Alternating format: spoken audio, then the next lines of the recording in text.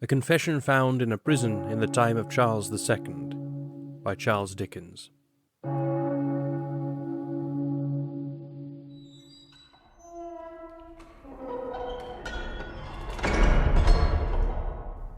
I held a lieutenant's commission in His Majesty's army and served abroad in the campaigns of 1677 and 1678. The Treaty of Nijmegen being concluded, I returned home, and retiring from the service, withdrew to a small estate lying a few miles east of London, which I had recently acquired in right of my wife. This is the last night I have to live, and I will set down the naked truth without disguise. I was never a brave man, and had always been from my childhood of a secret, sullen, distrustful nature. I speak of myself as if I had passed from the world, for while I write this, my grave is digging, and my name is written in the black book of death. Soon after my return to England, my only brother was seized with mortal illness. This circumstance gave me slight or no pain, for since we had been men, we had associated but very little together. He was open-hearted and generous, handsomer than I, more accomplished, and generally beloved. Those who sought my acquaintance abroad or at home, because they were friends of his, seldom attached themselves to me long, and would usually say, in our first conversation, that they were surprised to find two brothers so unlike in their manners and appearance.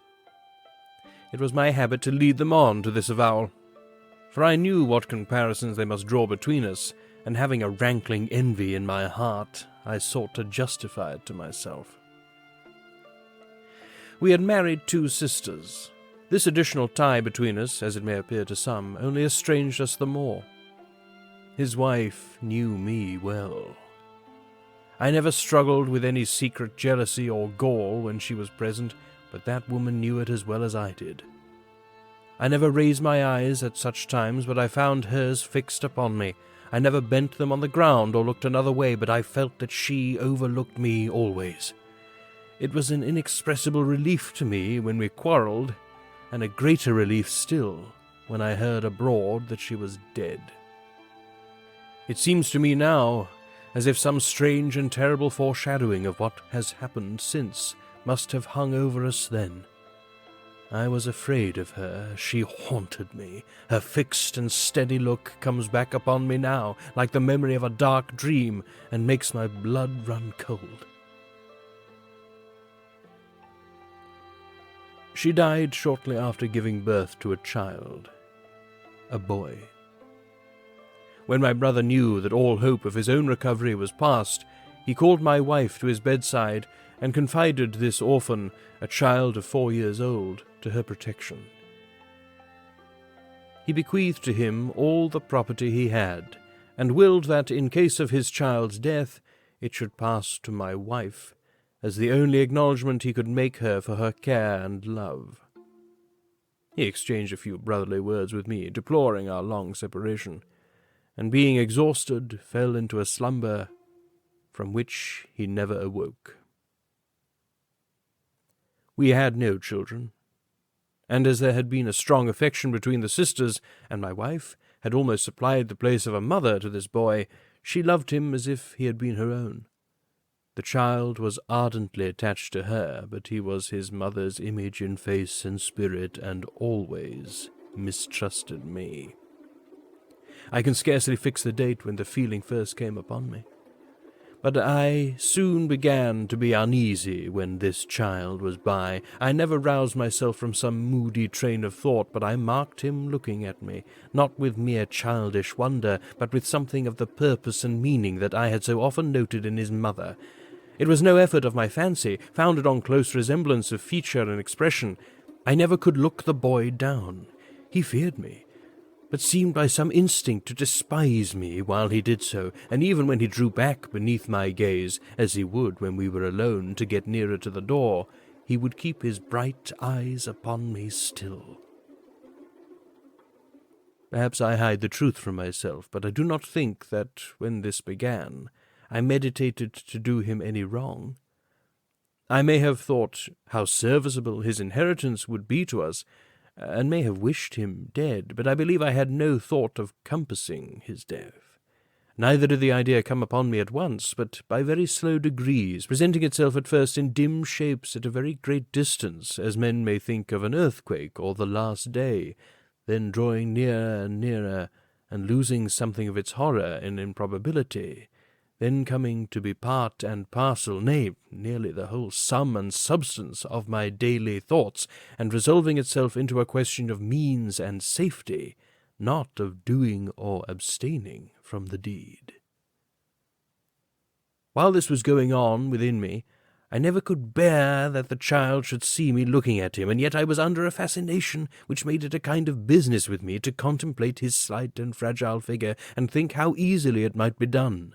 Sometimes I would steal upstairs and watch him as he slept, but usually I hovered in the garden near the window of the room in which he learnt his little tasks, and there, as he sat upon a low seat beside my wife, I would peer at him for hours together from behind a tree, starting, like the guilty wretch I was, at every rustling of a leaf, and still gliding back to look and start again. Hard by our cottage, but quite out of sight, and, if there were any wind astir, of hearing, too, was a deep sheet of water. I spent days in shaping with my pocket-knife a rough model of a boat, which I finished at last and dropped in the child's way. Then I withdrew to a secret place which he must pass if he stole away alone to swim his bauble, and lurked there for his coming. He came neither that day nor the next, though I waited from noon till nightfall.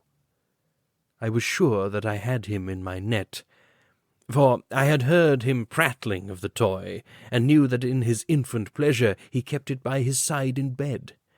I felt no weariness or fatigue, but waited patiently, and on the third day he passed me, running joyously along, with his silken hair streaming in the wind, and he singing, God have mercy upon me, singing a merry ballad. Who could hardly lisp the words? I stole down after him, creeping under certain shrubs which grow in that place, and none but devils know with what terror I, a strong, full-grown man, tracked the footsteps of that baby as he approached the water's brink. I was close upon him, had sunk upon my knee, and raised my hand to thrust him in, when he saw my shadow in the stream and turned him round. His mother's ghost was looking from his eyes. The sun burst forth from behind a cloud. It shone in the bright sky, the glistening earth, the clear water, the sparkling drops of rain upon the leaves. There were eyes in everything. The whole great universe of light was there to see the murder done. I know not what he said. He came of bold and manly blood, and child as he was, he did not crouch or fawn upon me. I heard him cry that he would try to love me, not that he did, and then I saw him running back towards the house. The next I saw was my own sword naked in my hand, and he lying at my feet, stark dead, dabbled here and there with blood, but otherwise no different from what I had seen him in his sleep. In the same attitude, too, with his cheek resting upon his little hand. I took him in my arms and laid him, very gently now that he was dead, in a thicket. My wife was from home that day, and would not return until the next. Our bedroom window, the only sleeping room on that side of the house, was but a few feet from the ground, and I resolved to descend from it at night and bury him in the garden. I had no thought that I had failed in my design, no thought that the water would be dragged and nothing found, that the money must now lie waste, since I must encourage the idea that the child was lost or stolen. All my thoughts were bound up and knotted together in the one absorbing necessity of hiding what I had done. How I felt when they came to tell me that the child was missing, when I ordered scouts in all directions, when I gasped and trembled at everyone's approach, no tongue can tell or mind of man conceive. I buried him that night. When I parted the boughs and looked into the dark thicket, there was a glowworm shining like the visible spirit of God upon the murdered child. I glanced down into his grave, when I had placed him there, and still it gleamed upon his breast, an eye of fire looking up to heaven in supplication to the stars that watched me at my work. I had to meet my wife, and break the news, and give her hope that the child would soon be found. All this I did, with some appearance, I suppose, of being sincere, for I was the object of no suspicion. This done, I sat at the bedroom window all day long, and watched the spot where the dreadful secret lay. It was in a piece of ground which had been dug up to be newly turfed, and which I had chosen on that account, as the traces of my spade were less likely to attract attention. The men who laid down the grass must have thought me mad. I called to them continually to expedite their work, ran out and worked beside them, trod down the earth with my feet, and hurried them with frantic eagerness. They had finished their task before night, and then I thought myself comparatively safe. I slept, not as men do who awake refreshed and cheerful, but I did sleep, passing from vague and shadowy dreams of being hunted down to visions of the plot of grass, through which now a hand, and now a foot, and now the head itself was starting out. At this point I always woke and stole to the window to make sure that it was not really so. That done, I crept to bed again, and thus I spent the night in fits and starts, getting up and lying down fully 20 times, and dreaming the same dream over and over again, which was far worse than lying awake, for every dream had a whole night's suffering of its own. Once I thought the child was alive, and that I had never tried to kill him. To wake from that dream was the most dreadful agony of all. The next day I sat at the window again, never once taking my eyes from the place which, although it was covered by the grass, was as plain to me, its shape, its size, its depth, its jagged sides and all, as if it had been opened to the light of day. When a servant walked across it, I felt as if he must sink in. When he had passed, I looked to see that his feet had not worn the edges. If a bird lighted there, I was in terror lest, by some tremendous interposition, it should be instrumental in the discovery. If a breath of air sighed across it, to me it whispered murder. There was not a sight or a sound, how ordinary, mean, or unimportant soever, but was fraught with fear. And in this state of ceaseless watching I spent 3 days. On the 4th, there came to the gate one who had served with me abroad, accompanied by a brother officer of his whom I had never seen. I felt that I could not bear to be out of sight of the place. It was a summer evening, and I bade my people take a table and a flask of wine into the garden. Then I sat down with my chair upon the grave, and being assured that nobody could disturb it now without my knowledge, tried to drink and talk. They hoped that my wife was well, that she was not obliged to keep her chamber, that they had not frightened her away. What could I do but tell them with a faltering tongue about the child? The officer, whom I did not know, was a down-looking man, and kept his eyes upon the ground while I was speaking.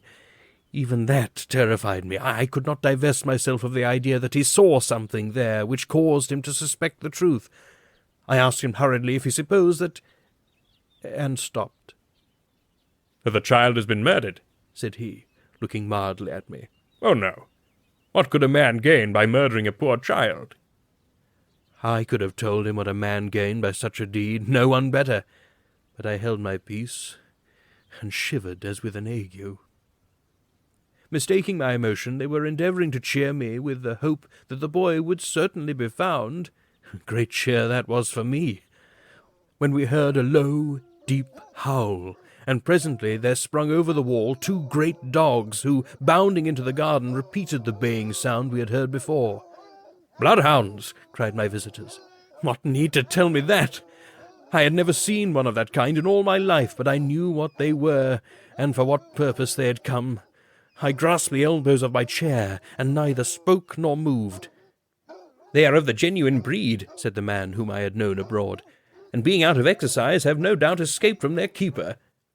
Both he and his friend turned to look at the dogs, who, with their noses to the ground, moved restlessly about, running to and fro and up and down and across and around in circles, careering about like wild things, and all this time taking no notice of us, but ever and again repeating the yell we had heard already, then dropping their noses to the ground again and tracking earnestly here and there. They now began to snuff the earth more eagerly than they had done yet, and although they were still very restless, no longer beat about in such wide circuits, but kept near to one spot, and constantly diminished the distance between themselves and me. At last they came up close to the great chair on which I sat, and raising their frightful howl once more, tried to tear away the wooden rails that kept them from the ground beneath. I saw how I looked in the faces of the two who were with me. "They scent some prey," said they, both together. "They scent no prey," cried I. "In heaven's name, move," said the one I knew very earnestly, "or you will be torn to pieces." "Let them tear me from limb to limb. I'll never leave this place," I cried. "Are dogs to hurry men to shameful deaths? Hew them down, cut them in pieces." "There is some foul mystery here," said the officer whom I did not know, drawing his sword. "In King Charles's name, assist me to secure this man." They both set upon me and forced me away, though I fought and bit and caught at them like a madman. After I struggled, they got me quietly between them, and then, my God, I saw the angry dogs tearing at the earth and throwing it up into the air like water.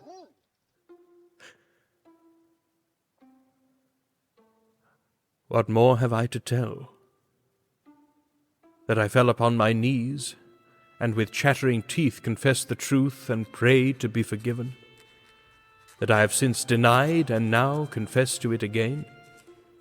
That I have been tried for the crime, found guilty, and sentenced? That I have not the courage to anticipate my doom, or to bear up manfully against it? That I have no compassion, no consolation, no hope, no friend?